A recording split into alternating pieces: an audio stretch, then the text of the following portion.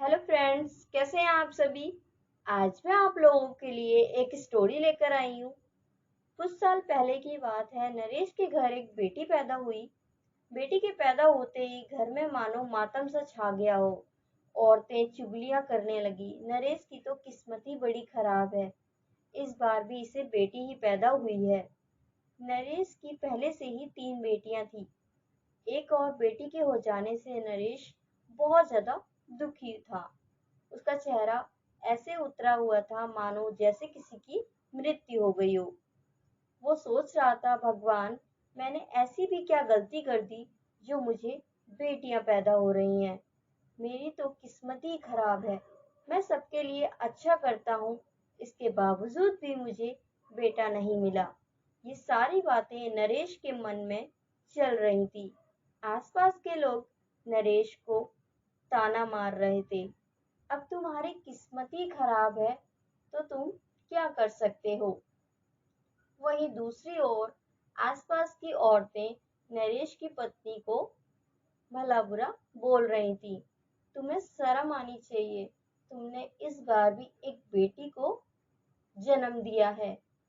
तुमने नरेश के वंश का नाश कर दिया है। तुम एक बेटे को जन्म नहीं दे पाई। आसपास की जितनी भी औरतें थी नरेश की पत्नी को ही दोष दे रही थी। नरेश के दिमाग में इस तरीके से जहर घोल दिया था आसपास के लोगों ने कि वो अपनी लड़कियों की शक्ल तक नहीं देखना चाहता था। वो अपनी लड़कियों से नफरत करने लगा था। वो अपनी बेटियों को अपशगुनी मानने लगा था। नरेश सरकारी नौकरी में था। वो एक बिजली विभाग में काम किया करता था। उसके साथ एक दिन अचानक एक हादसा हो जाता है। जब वो लाइट ठीक कर रहा होता है, उस हादसे में नरेश के दोनों हाथ और पैर चले जाते हैं। भगवान की दुआ से उसकी जान तो बच जाती है। उसकी जगह पर उसकी पत्नी को काम पर रख लिया जाता है। कुछ समय बाद उसकी पत्नी की भी मृत्यु हो जाती है। तब उसकी चारों बेटियां नंबरवारी से नरेश का ध्यान रखती हैं, छोटी से छोटी जरूरतों का ध्यान रखती हैं। लोगों की बातों ने जो नरेश की आंखों के आगे जो पर्दा डाला हुआ था, वो पर्दा धीरे धीरे हटने लगा था, क्योंकि नरेश ने अपनी बेटियों का ये रूप पहली बार देखा था। वो लोग जो नरेश की बेटियों और पत्नी के बारे में उल्टा सीधा कहा करते थे, जब आज नरेश को उन लोगों की जरूरत है तो वो लोग दूर दूर तक कहीं दिखाई नहीं दे रहे थे।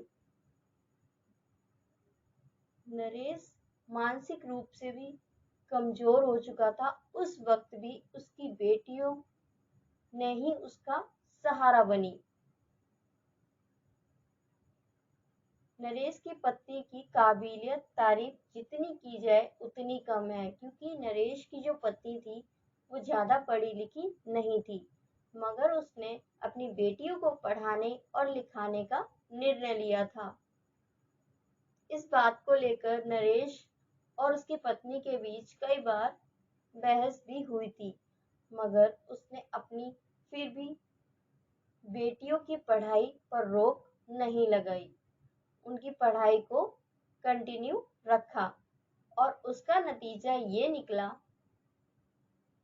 नरेश की जो बड़ी बेटी थी उसने 12वीं कक्षा पार कर SI का एग्जाम क्लियर कर लिया। और नरेश को उसकी तरक्की का बारे में तब पता चला जब अखबार वाले, मीडिया वाले उसके घर आने लगे और ये पूछने लगे कि आपने अपनी बेटी की परवरिश कैसे की है।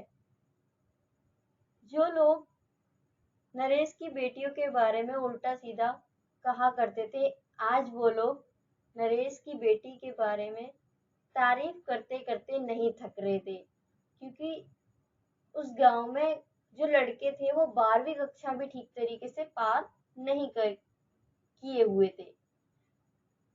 नरेश की बेटी ने पूरे गांव का नाम रोशन कर दिया था।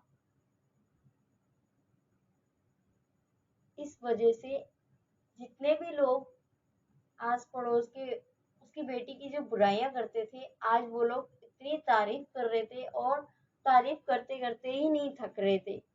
तो फ्रेंड्स, देखा आप लोगों ने, जो लोग कल तक उसकी बेटी के बारे में भला बुरा कहा करते थे, आज वो तारीफ करते करते नहीं थक रहे थे। तो फ्रेंड्स, मैं यही कहूंगी कि ये स्टोरी ज्यादा से ज्यादा शेयर कीजिए। आज भी कई जगहों पर लड़कियों को नहीं पढ़ाया जा रहा है, उन तक ये वीडियो पहुंचाइए ताकि उन लड़कियों को भी पढ़ने का मौका मिले। और आप लोगों को ये स्टोरी कैसी लगी? अगर अच्छी लगी है तो प्लीज, आई होप अच्छी ही लगी होगी, लाइक करें, शेयर करें और कमेंट्स जरूर करें।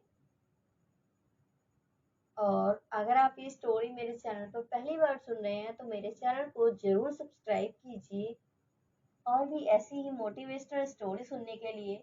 और अगर आप ये स्टोरी मेरे फेसबुक पेज पर सुन रहे हैं तो मेरे पेज को जरूर फॉलो कीजिए। Thanks for listening.